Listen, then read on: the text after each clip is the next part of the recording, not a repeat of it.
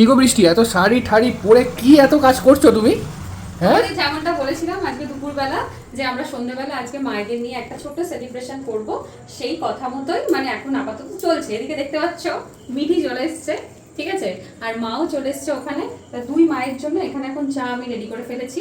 সন্ধ্যেবেলা চাটা দিয়ে আমাদের শুরু হচ্ছে, তারপর আস্তে আস্তে এক এক করে চলবে। আর আজকে মাদার্স ডে স্পেশাল সেলিব্রেশন। চলো দেখি চাটা নিয়ে চলো। এই যে যাচ্ছি। চলো চলো চলো।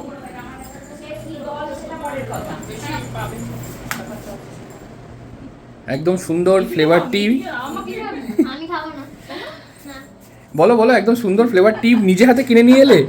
বাজার থেকে কিনে নিয়ে এসে চা করলাম, আমাদের চা পাতা শেষ হয়ে গেছিল। আমি যেন মা আসছে অন্য চা দেওয়া যাবে না, যেহেতু মা ফ্লেভার টিটা শেষ হয়ে গেছিল। হ্যাঁ, মিল্ক টি চা পাতা আছে।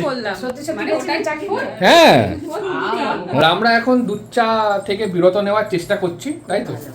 খুব রেয়ার খাচ্ছি দুধ চা। যত কম খাওয়া যায় ততই ভালো। আর মিথি বাচ্চা মেয়ে, ওই জন্য চা দেওয়া হয়নি, ওকে দেওয়া হবে কমপ্ল্যান, কারণ একটু লম্বা হওয়ার প্রয়োজন।